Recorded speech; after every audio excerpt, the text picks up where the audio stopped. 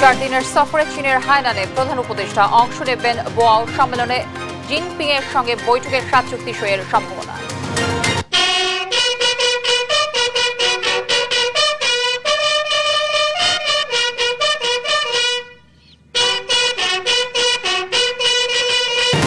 মহান স্বাধীনতা ও জাতীয় দিবস আজ স্মৃতিসৌধে রাষ্ট্রপতি ও প্রধান উপদেষ্টা শ্রদ্ধা বৈষম্যহীন বাংলাদেশ করার আহ্বান। প্রতিটি ঘোষণা করি যে আমরা বাংলাদেশকে নতুন বাংলাদেশে আরো সবকি সমৃদ্ধশালী দেশ হিসেবে গড়ে তুলব। জনগণকে আস্থায় যদি আনতে হয় তাহলে যে সংস্কারগুলোর দাবি জনগণের থেকে উঠে সেগুলোর ক্ষেত্রে ঐক্যমতে না পৌঁছানোর কোনো সুযোগ নেই। জাতীয় স্মৃতিসৌধে সর্বস্তরের মানুষের ঢল। 24-এর অভ্যুত্থানে 71-এর চেতনা পুনরুজ্জীবিত, দ্বিতীয় স্বাধীনতা বলার যথার্থ নয়। ঈদ উদযাপনে ঢাকা ছাড়ছে মানুষ। রেল, সড়ক ও নৌপথে যাত্রীর চাপ বাড়লেও নেই ভোগান্তি। 2 রুটে কমিউটার ট্রেন চালু। ঈদ ঘনিয়ে আসায় সারা দেশে জমজমাট কেনাকাটা। প্রিয়জনের জন্য কিনছেন পছন্দের পোশাক, এবারও বাড়তি দামের অভিযোগ। গাজায় হামাসের বিরুদ্ধে নজিরবিহীন বিক্ষোভ। উপত্যকা ছেড়ে যাওয়ার আহ্বান। ইসরায়েলের বিপক্ষে লড়াই না করার দাবি। এবং দেশে ফিরলেন হামজা জামালরা। বিমানবন্দরে ফুলের শুভেচ্ছা। ভারতের সঙ্গে ড্র করলেও হামজা জামালদের খেলায় সন্তোষ। দর্শক, আমন্ত্রণ সংবাদ সন্ধ্যায় শুনছিলেন শিরোনামগুলো, সঙ্গে রয়েছে আমি তানসিয়া জুথি। 4 দিনের সফরে চীনে পৌঁছেছেন প্রধান উপদেষ্টা ডক্টর মোহাম্মদ ইউনূস। স্থানীয় সময় বিকেল 4:15টার দিকে তাকে বহনকারী বিমানটি দেশটির হাইনান বিমানবন্দরে অবতরণ করে। সেখানে তাকে স্বাগত জানান দেশটিতে নিযুক্ত বাংলাদেশের রাষ্ট্রদূত নাজমুল ইসলাম এবং হাইনান প্রদেশের ভাইস গভর্নর কিয়ন গাই বো। 2025 সালের দ্য ব্যুরো ফোরাম ফর এশিয়ার বার্ষিক সম্মেলনে অংশ নেবেন প্রধান উপদেষ্টা। এর আগে বুধবার দুপুর 1টার দিকে চায়না সাউদার্ন এয়ারলাইন্সের বিশেষ ফ্লাইটে হযরত শাহজালাল আন্তর্জাতিক বিমানবন্দরে ত্যাগ করেন প্রধান উপদেষ্টা। সফরের 3য় দিন বেইজিংয়ে প্রেসিডেন্ট শি জিনপিং এর সঙ্গে বৈঠকের কথা রয়েছে মোহাম্মদ ইউনূসের। সফরে চীনের সঙ্গে 7 চুক্তি ও সমঝোতা স্মারক সই হওয়ার সম্ভাবনার কথা জানিয়েছে পররাষ্ট্র মন্ত্রণালয়।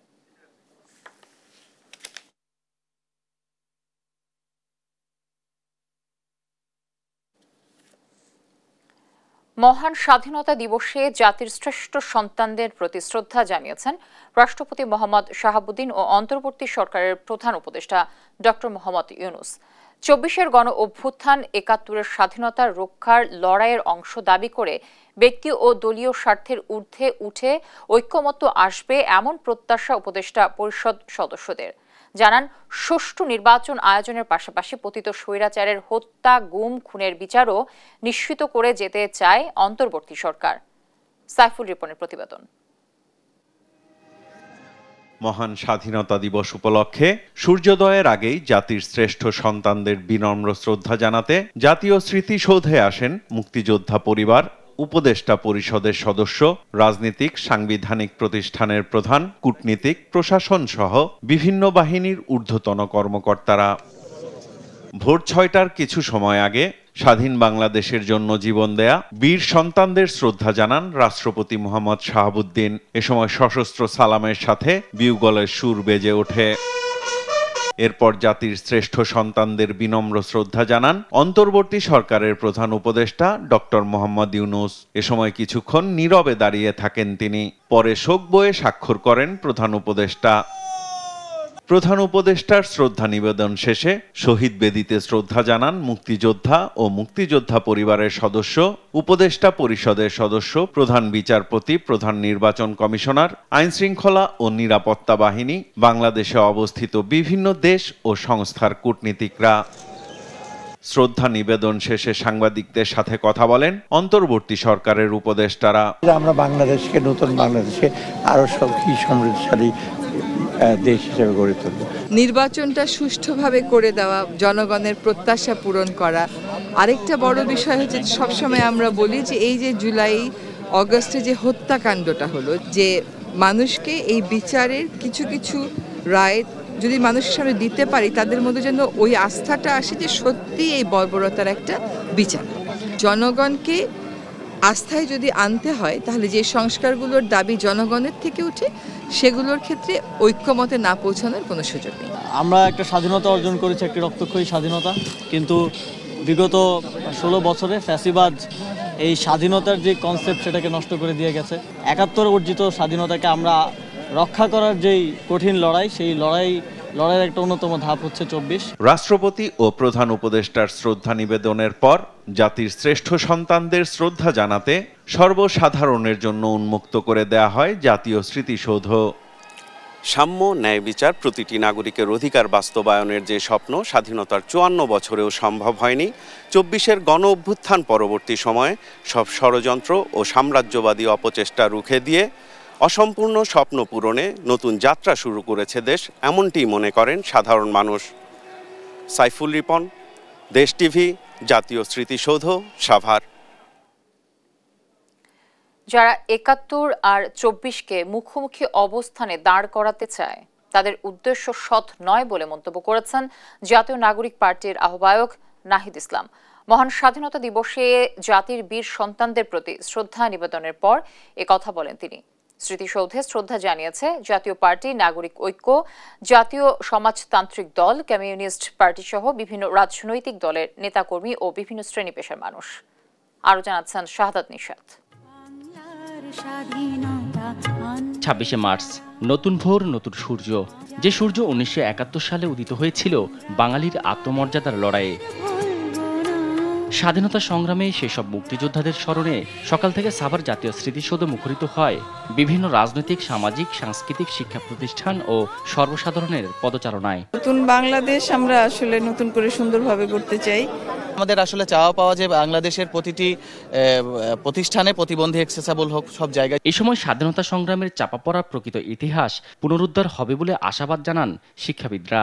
ন্যায্যতার প্রশ্নে জাতি একভূত হবার যে সম্ভাবনার দ্বার উন্মোচন হয়েছে, সবাইকে মিলে আমরা যেন সেই সম্ভাবনার পূর্ণ সদ্ব্যবহার করতে পারি। স্বাধীনতা সংগ্রামের ইতিহাসটা খণ্ডিত ইতিহাস হয়েছে।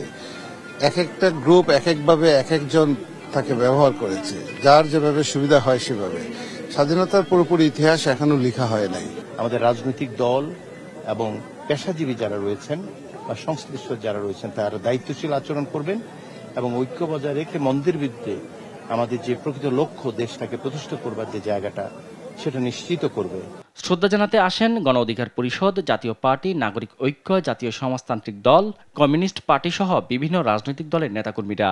71-এর ঘাতকদের বিচার সহ সরকারকে স্বইচ্ছায় দ্রুত নির্বাচন দেওয়ার দাবি তাদের। বিগত 54 বছরে এই যে মুক্তিযুদ্ধের অন্যতম স্বপ্ন, গণতন্ত্রের আকাঙ্ক্ষা এবং বৈষম্য মুক্তির আকাঙ্ক্ষা, এটা অর্জিত হয় নাই।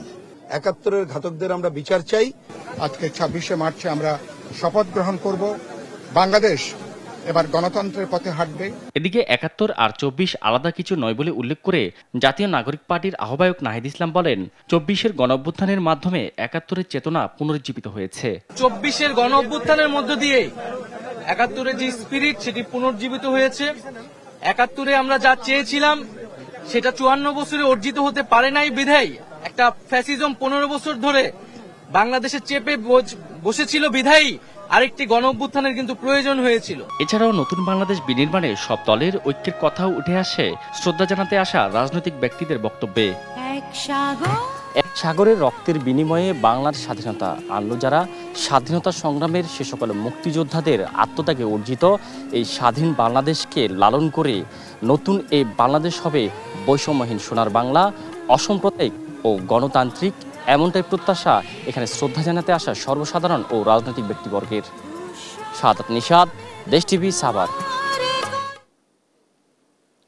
নির্বাচন না দিলে চলমান সংকট কাটবে না বলে মন্তব্য করেন বিএনপি মহাসচিব মির্জা ফখরুল ইসলাম আলমগীর। হতাশাও প্রকাশ করেন প্রধান উপদেষ্টার ভাষণ নিয়ে। বলেন, নির্বাচনের কোনো সুস্পষ্ট রোডম্যাপ ভাষণে ছিল না। আর স্থায়ী কমিটির সদস্য মির্জা আব্বাস বলেন, দ্বিতীয় স্বাধীনতা বলতে কিছু নেই। বুধবার সকালে স্বাধীনতা দিবস উপলক্ষে আলাদা কর্মসূচিতে এসব কথা বলেন তারা। নিয়াজ মোর্শেদের রিপোর্ট।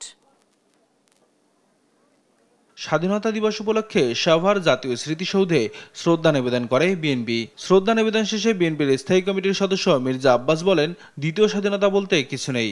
বলেন, যারা এসব কথা বলে তারা ২৬শে মার্চকে ছোট করতে চায়। অনেকে বলে দ্বিতীয় স্বাধীনতা, আসলে আজকের স্বাধীনতা দিবস প্রমাণ করবে দ্বিতীয় স্বাধীনতা বলে বাংলাদেশে কিছু নাই। যারা বলে তারা আজকের স্বাধীনতা দিবসকে একটু খাটো করতে চায়, অর্থাৎ ৭১-এর স্বাধীনতা তাদের কোনো ভূমিকা ছিল না। এদিকে প্রয়াত রাষ্ট্রপতি জিয়াউর রহমানের সমাধিতে শ্রদ্ধা নিবেদন শেষে বিএনপি মহাসচিব মির্জা ফখরুল বলেন, নির্বাচন না দিলে চলমান সংকট কাটবে না। ডিসেম্বর থেকে জুন ৬ মাস, সুতরাং এটা কোনো রোড ম্যাপ দেওয়া হয়নি। আমরা বারবার বলে আসছি যে স্পষ্ট রোড ম্যাপ এবং দ্রুত নির্বাচন, তা নাহলে যে সংকটগুলো সৃষ্টি হচ্ছে এই সংকটগুলো কাটবে না। এছাড়া মঙ্গলবার রাতে প্রধান উপদেষ্টার ভাষণ নিয়ে হতাশা প্রকাশ করেন মির্জা ফখরুল। বলেন, নির্বাচনের কোনো সুস্পষ্ট রোডম্যাপ নেই এতে। আমি অত্যন্ত হতাশ হয়েছি গতকাল প্রধান উপদেষ্টা যে বক্তব্য রেখেছেন সেই বক্তব্যে তিনি সেই রোডম্যাপের কথা বলেননি। আওয়ামী লীগ যেভাবে ইতিহাস বিকৃত করেছে সেভাবে যেন আর ইতিহাস বিকৃত না করে সেদিকে সজাগ থাকার আহ্বান জানান বিএনপি মহাসচিব। নিয়াজ মোর্শেদ, দেশ টিভি, ঢাকা। গণহত্যার বিচার না হওয়া পর্যন্ত কোনো নির্বাচন নয় বলে মন্তব্য করেছেন জামায়াতে ইসলামীর সেক্রেটারি জেনারেল মিয়া গোলাম পারওয়ার। বুধবার সকালে মহান স্বাধীনতা ও জাতীয় দিবসের আলোচনায় তিনি এ মন্তব্য করেন। মানে সুষ্ঠু নিরপেক্ষ নির্বাচনের জন্য যে সংস্কার প্রয়োজন তা বাস্তবায়ন না হওয়া পর্যন্ত অন্তর্বর্তী সরকারের পাশে থাকবে জামায়াতে ইসলামী। এছাড়া আওয়ামী লীগের মানবতা বিরোধী অপরাধের বিচারের দাবিও জানান তিনি। নির্বাচন যদি আবার সেই 14, 18, 24-এর মতো হয় তো আমার এই সময় দিয়ে তো কোনো লাভ নাই। ফলে time is not important, important হচ্ছে ইলেকশনটা নিরপেক্ষ হবে কিনা। তার আগে এই মানবতা বিরোধী অপরাধ যারা করেছে, হাজার হাজার লোককে যারা খুন করেছে, মৃত লাশ আগুনে পুড়িয়ে যারা ছাই করেছে, হেলিকপ্টার থেকে শিশুকে যারা হত্যা করেছে, এই ইতিহাসের বর্বরতম খুনিদেরকে ট্রাইব্যুনালে যে মামলা হয়েছে, বিচার শুরু হয়েছে, এই বিচার দৃশ্যমান হওয়া চাই। নানা কর্মসূচির মধ্য দিয়ে যথাযথ মর্যাদায় দেশজুড়ে মহান স্বাধীনতা ও জাতীয় দিবস উদযাপন চলছে। অনুষ্ঠানে অংশ নেয় বিভিন্ন রাজনৈতিক দল সহ সব শ্রেণী পেশার মানুষ। সহকর্মীদের পাঠানো তথ্য ও ছবিতে টুম্পা আফরোজের রিপোর্ট। সূর্যোদয়ের সাথে সাথে সারা দেশে মুক্তিযুদ্ধ স্মৃতিস্তম্ভগুলোতে ৩১ বার তোপধ্বনির মধ্য দিয়ে মহান স্বাধীনতা দিবসের কর্মসূচি শুরু হয়। চট্টগ্রাম ফৌজদারহাট এলাকার ডিসি পার্কের পাশে নির্মিত মুক্তিযুদ্ধ স্মৃতিস্তম্ভে পুষ্পস্তবক অর্পণ করে বীর শহীদদের শ্রদ্ধা জানান চট্টগ্রাম বিভাগীয় কমিশনার, জেলা প্রশাসন, city corporation mayor, metropolitan police সহ বিভিন্ন রাজনৈতিক দলের নেতাকর্মীরা। প্রথম প্রহরে বরিশালে শহীদ মুক্তিযোদ্ধা স্মৃতিফলকে শ্রদ্ধা নিবেদনের পর আনুষ্ঠানিকভাবে নগরের বেলস পার্কে জাতীয় পতাকা উত্তোলন ও জাতীয় সঙ্গীত পরিবেশন করা হয়। রাঙামাটিতেও নানা কর্মসূচির মধ্য দিয়ে মহান স্বাধীনতা ও জাতীয় দিবস উদযাপন করা হয়েছে। তবে এখানে পাহাড়ি সংগঠনের জনসংহতি সমিতির কোনো নেতা উপস্থিত ছিলেন না। দিবসটি উপলক্ষে ভোরে কুষ্টিয়ার কালেক্টরেট চত্বরের কেন্দ্রীয় স্মৃতিস্তম্ভে পুষ্পস্তবক অর্পণ করেন জেলা প্রশাসক ও পুলিশ সুপার। আমরা অনেক রক্ত ঝরিয়েছি, কিন্তু আগামী দিনে এই সুন্দর বাংলাদেশের জন্য নতুন করে যেন কোনো রক্তপাত না হয়। যাদের রক্তের বিনিময়ে, যাদের আত্মত্যাগের বিনিময়ে আমরা যে স্বাধীন দেশটা পেয়েছি, আমরা সুন্দরভাবে স্বাধীনভাবে চলতে পারছি। ময়মনসিংহ নগরীর পাটগুদাম মুক্তিযুদ্ধ স্মৃতিসৌধে শ্রদ্ধা নিবেদন শেষে ২৪-এর প্রেরণায় বাংলাদেশকে বিশ্বের কাছে অনন্য উচ্চতায় দেখতে সবাইকে ঐক্যবদ্ধ হয়ে কাজ করার আহ্বান জানান বিভাগীয় কমিশনার। ৫৪ বছর বয়স হয়ে গেল স্বাধীনতা। আমরা ১৯৭১ সালে স্বাধীনতা পেয়েছিলাম। অনেক চড়াই উতরাইয়ের পরে ২০২৪ সালে জুলাই এবং আগস্টের মাধ্যমে আরেকবার আমরা স্বাধীনতা লাভ করেছি। স্বাধীনতা একটি জাতির একটি মহান দাবি, মহান স্বীকৃতি। এদিকে যথাযোগ্য মর্যাদায় রাজশাহীতে মুক্তিযুদ্ধ স্মৃতি স্টেডিয়ামে কুচকাওয়াজ অনুষ্ঠিত হয়েছে। এ সময় নানা শ্রেণী পেশার মানুষ সেখানে উপস্থিত ছিলেন। ১৯৭১ সালের পর ২৪-এর গণঅভ্যুত্থানের মধ্য দিয়ে বৈষম্যহীন গণতান্ত্রিক নতুন বাংলাদেশ গড়ে উঠবে এমন প্রত্যাশা সবার। টুম্পা আফরোজ, নিউজ ডেস্ক, দেশ টিভি। দেখছেন সংবাদ সন্ধ্যা। যাত্রী হয়রানি বন্ধে বাস টার্মিনালে নিয়মিত মনিটরিং চলছে বলে জানিয়েছেন বিআরটি এর চেয়ারম্যান মোহাম্মদ ইয়াসিন। বুধবার বিকেলে ঈদের যাত্রী পরিবহন ব্যবস্থা মনিটরিং করতে মহাখালী বাস টার্মিনালে আসেন বিআরটি এর চেয়ারম্যান মোহাম্মদ ইয়াসিন এবং ডিএনসিসির প্রধান নির্বাহী কর্মকর্তা আবু সাইদ মোহাম্মদ কামরুজ্জামান। বিআরটি এর চেয়ারম্যান জানান, এবার অনেকটা শান্তিপূর্ণভাবেই বাড়ি ফিরতে পারবেন যাত্রীরা। বিগত বছরের তুলনায় এবছর হয়রানির অভিযোগ কম থাক বলেও জানান তিনি।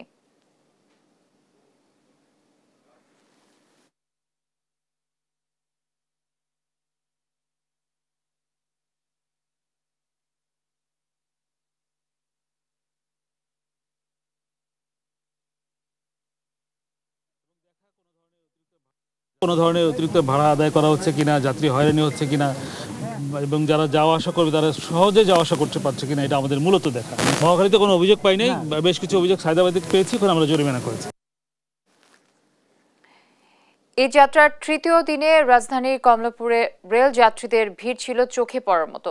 সায়দাবাদ বাস টার্মিনাল সকালে যাত্রী সমাগম থাকলেও দুপুরের পর কমতে থাকে চাপ। এদিকে ঢাকা নরসিংদী রুটে পরীক্ষামূলকভাবে চালু করা হয়েছে কমিউটার ট্রেন। সকালে নতুন ট্রেন উদ্বোধন করে রেল উপদেষ্টা ফাউজুল কবির খান বলেন, দুর্নীতি আর বিনা টিকেটে যাত্রী ভ্রমণের কারণে রেল বিভাগ লোকসানি প্রতিষ্ঠানে পরিণত হয়েছে। H হিমেদের report. ঈদ যাত্রা তৃতীয় দিনেও বাস ট্রেনে সহজে স্বাচ্ছন্দ্যে ঢাকা ছাড়ছেন মানুষ। অনলাইনে টিকিট পেতে কষ্ট হলেও বাড়ি গিয়ে প্রিয়জনদের সঙ্গে ঈদ কাটাবেন বলে সব কষ্ট ভুলে উচ্ছ্বাস প্রকাশ করেন যাত্রীরা। আসলে ঈদ যাত্রা বাড়ি যাচ্ছি, আমার খুবই আনন্দ লাগতেছে, কারণ আমি বিগত 6 মাস ধরে বাড়িতে যাইতে পারতেছি না।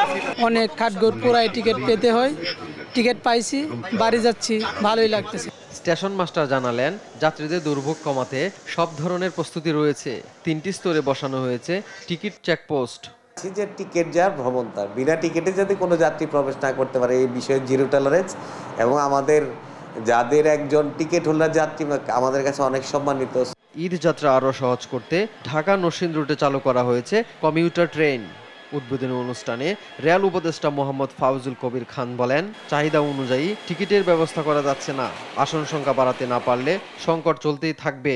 আমরা যদি ট্রেনের সংখ্যা বাড়াতে না পারি, আমরা যদি ট্রেনের ফ্রিকোয়েন্সি বাড়াতে না পারি, তাহলে তো এই যে বললাম যে 6 জনের মধ্যে একজন পাবেন। আপনি যে টিকিট পাচ্ছেন না, এটার মূল কারণ হচ্ছে এটা যে আমাদের ট্রেনের সংখ্যা কম, আসন সংখ্যা কম, সেই জন্য তো আমরা এইটা বাড়ানোর চেষ্টা করি। সায়দাবাদ বাস টার্মিনালে সকালে যাত্রীদের ভিড় থাকলেও বেলা বাড়ার সঙ্গে সঙ্গে কমেছে যাত্রী সমাগম। আমার কোচিং ছিল, এই জন্য আমি আগে যেতে পারিনি। আমার স্কুল অনেক আগেই বন্ধ দিয়ে দিয়েছে, আমার কোচিংয়ের জন্য আমার এখন যেতে হচ্ছে। আপনার গত 4 ঈদ ধরে আর কি যাওয়া হয় না, 4 ঈদ পরে যাওয়া অবশ্যই ভালো লাগতেছে। এদিকে এবারের ঈদ যাত্রায় যাত্রীদের 832 কোটি 30 লাখ টাকা অতিরিক্ত ভাড়া গুনতে হবে বলে জানিয়েছে বাংলাদেশ যাত্রী কল্যাণ সমিতি। ঢাকা রিপোর্টার্স ইউনিটিতে ঈদ যাত্রায় অতিরিক্ত ভাড়া আদায় নৈরাজ্য ও যাত্রী হয়রানি বন্ধের দাবিতে সংবাদ সম্মেলন করে সংগঠনটি। এবারের ঈদে সবচেয়ে বেশি যাত্রী নৌপথে পরিবহন হবে। যাত্রী প্রতি 200 টাকা বাড়তি ভাড়া আদায় হলে ঈদের আগে এইসব যাত্রীদের কাছ থেকে প্রায় 80 কোটি টাকা বাড়তি গুনতে হবে। পথে চাঁদাবাজি কমলেও অতিরিক্ত ভাড়া আদায় বন্ধ না হওয়ায় ক্ষোভ প্রকাশ করেন সংগঠনের নেতারা। এইচ হিমেল, দেশ টিভি, ঢাকা। দেখছেন সংবাদ সন্ধ্যা। দরজায় কড়া নাড়ছে ঈদ উল ফিতর, আর ঈদ আয়োজন সবচেয়ে উপভোগ করে বাড়ির ছোট্ট শিশুরা। তাদের খুশি করতে বিপণী বিতানে চলছে জমজমাট কেনাকাটা। পছন্দের পোশাক পেয়ে উচ্ছ্বসিত কোমলমতিরা। আরো জানাচ্ছেন তন্দ্রা তারুণ্য। আমি 2টা ড্রেস কিনেছি। পছন্দের পোশাক কিনে এভাবেই আনন্দ অনুভূতি প্রকাশ করছেন ছোট্ট শিশু মানহা। শুধু মানহাই নয়, মা বাবা ও প্রিয়জনের হাত ধরে শপিং মলে এসেছে বহু শিশু। কোমলমতিদের ঈদ উৎসব রাঙিয়ে তুলতে নতুন পোশাক উপহার দিতে ব্যস্ত অভিভাবকরাও। দোকানে দোকানে ঘুরে পোশাক কেনা উপভোগ করেন শিশুরা।